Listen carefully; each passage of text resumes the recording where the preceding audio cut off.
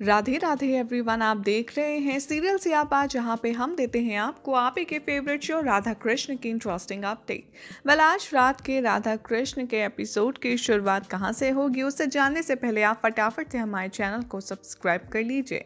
तो चलिए आपको बताते हैं कि आज रात के एपिसोड कहां से शुरू होगा। आज रात के एपिसोड में दिखाया जाएगा कि जो रोमहर्षण ऋषि होते हैं वो बलराम दाऊ से कहते नजर आते हैं कि कृष्ण की आज्ञा के बिना कुछ नहीं हो सकता। कृष्ण है तो सब कुछ है। कृष्ण ही सर्व अधिक बुद्धिमान है और कृष्ण ही सर्व अधिक सर्वश्रेष्ठ है। कृष्ण के बिना कोई भी पत्ता तक नहीं हिल सकता।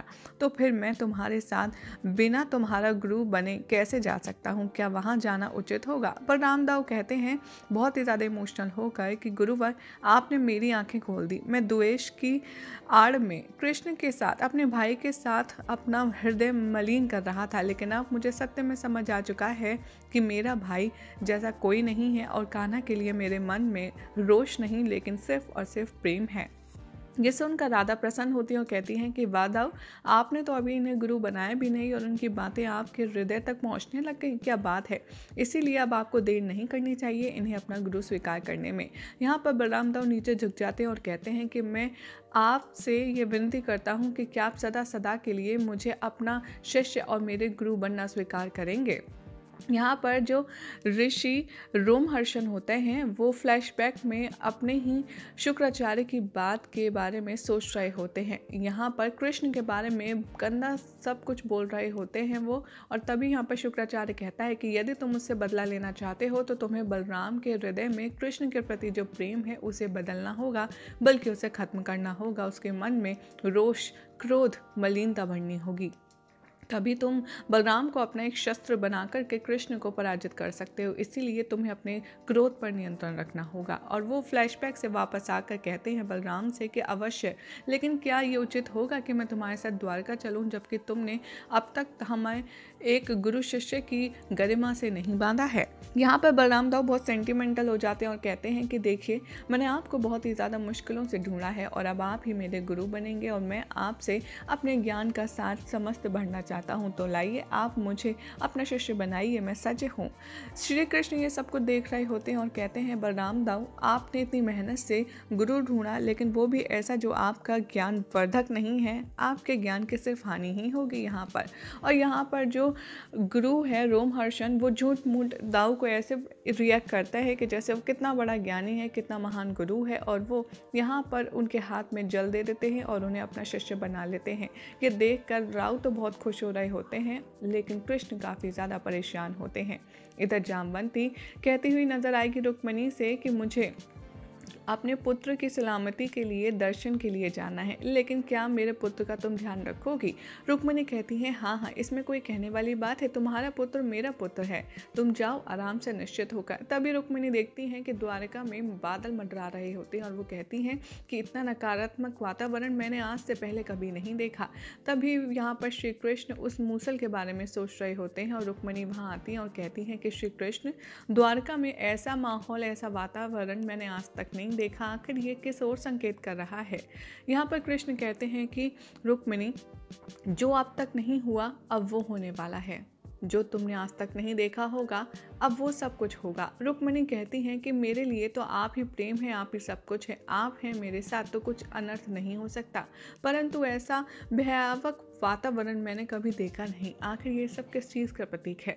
कृष्ण कहते हैं कुछ खास नहीं रुक्मिणी, ये सब जो तुम देख रही हो ये द्वारका के अंत की शुरुआत है। द्वारका का अंत अब बहुत ही जल्द होने वाला है और यहाँ पर तुम्हें डरना भी चाहिए, क्योंकि सब खत्म हो जाएगा। रुक्मिणी ये सुनकर बहुत ज़्यादा डर जाती हैं और कहती हैं कि श्री कृष्ण, ये आप क्या कह रही हैं? द्वारका का अंत, ये ऐसा कैसे संभव है? कृष्ण कहते हैं कि अब सब कुछ संभव है रुक्मिणी, तुम नहीं जानती कि घर में ही सब कुछ शुरुआत हो चुकी है और इसमें कौन कौन अपनी हिस्सेदारी निभा रहा है ये भी तुम्हें असल में पता चल जाएगा। इधर दिखाया जाएगा कि द्वारका में बलराम दाऊ, राधा और गुरु रोमहर्षण की एंट्री होगी, जहाँ पर कहेंगे बलराम दाऊ, द्वारका वासियों, ये जो द्वारका में अंधकार अंधकार छाया हुआ है, अब मेरे गुरु के प्रकाश से ये समाप्त हो जाएगा। मैं चाहता हूँ आप सब मेरे गुरु रोमहर्षण का स्वागत कीजिए। ये सुनकर के गुरु रोमहर्षण कहते हैं कि हाँ, ये द्वारका में जितने भी गम के बादल और भय के बादल छाए हुए हैं ये सब कुछ समाप्त हो जाएंगे। पूरी द्वारका अब सुरक्षित हो जाएगी, लेकिन द्वारका का अंत निश्चित है। राधा कहती है कम से कम ऐसा तो मत बोलिए आप ऋषिवर। तभी वो कहते हैं लेकिन मैं इसका समाधान अवश्य दूंगा। तभी यहाँ पर निषाद की एंट्री होती है और वो उन गुरु को देख करके क्रोध में आता है और अपने पिताश्री बलराम दाऊ से कहते हैं कि ये क्या पिताश्री, मैंने आपसे कहा था कि आप कृष्ण से द्वारकाधीश बनने का अधिकार लीजिए, ना कि किसी गुरु के चरणों में जाकर के बैठ जाने के लिए कहा था। ये क्या, आपने तो विजय का मार्ग छोड़कर आपने ज्ञान का मार्ग पकड़ लिया। वैसे भी आप चरणों में तो सदा से ही रहे हैं, लेकिन उस द्वारकाधीश कृष्ण के। ये सब कुछ सुनकर जो गुरु है बलराम दाऊ के, वो कहते हैं कि पिता पर क्रोध तुम्हारा हक है, लेकिन उसके साथ में इस तरह से मुजोरी करना तुम्हारी उद्दंडता, ये तुम्हें शोभा नहीं देता।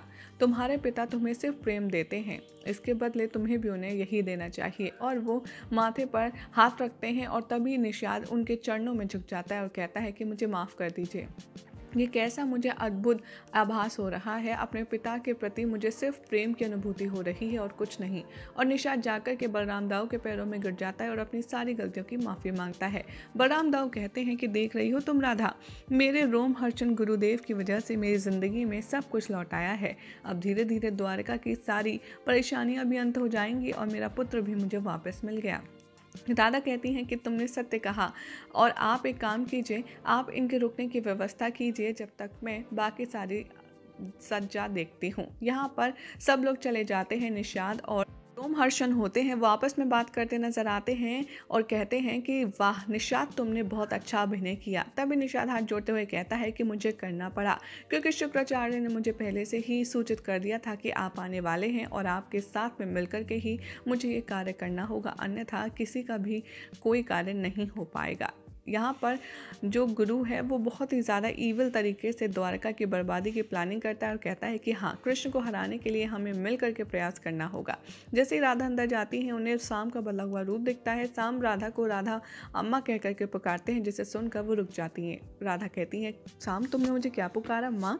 तभी शाम अपने हाथ जोड़ लेता और कहता है कि हाँ, मेरे अंदर से नकारात्मकता, सारी बुरी चीज़ें खत्म हो चुकी हैं। अब सिर्फ मेरे अंदर मेरे पिता श्री कृष्ण का प्रेम बचा है। और वैसे भी पालने वाली माँ तो जन्म देने वाली माँ से अधिक बड़ी होती है और आप तो सदैव मेरे साथ रही हैं। मेरे बचपन से लेकर मेरे बड़े होने तक आपने मुझे हर एक अच्छे बुरे पल में संभाला है, इसीलिए मेरे जीवन में आपका जो स्थान है वो कोई और नहीं ले सकता। इसलिए मुझे अब तक की गई सारी गलतियों के लिए क्षमा कर दीजिए। और राधा रोने लगती हैं और उन्हें शाम के पुरानी नकारात्मक बातें याद आती हैं और वो शाम का ये पॉजिटिव रूप देखकर कृष्ण को देखती हैं। कृष्ण कहते हैं कि जब से इसके हृदय में से, जबकि इसके उदय में से वो मूसल निकला है, इसकी नकारात्मक शक्तियाँ भी चली गई हैं। अब तुम्हारे सामने एक शाम खड़ा है जो बहुत ही ज़्यादा निर्मल है, प्रेम परिपूर्ण है।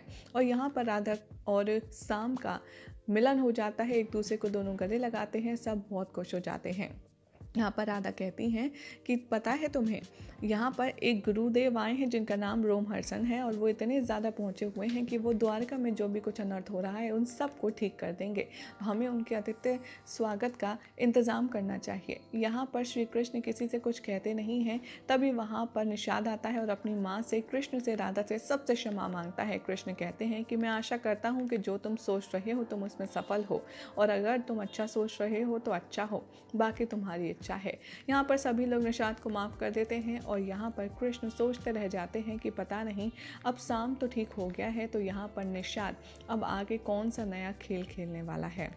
यही हो जाएगा आज रात के एपिसोड का, जिसके बाद कल क्या होगा आपको बताएंगे नेक्स्ट रिपोर्ट में। ऐसे ही मज़ेदार अपडेट्स के लिए चैनल को सब्सक्राइब करें और इस वीडियो को लाइक शेयर करना ना भूलें।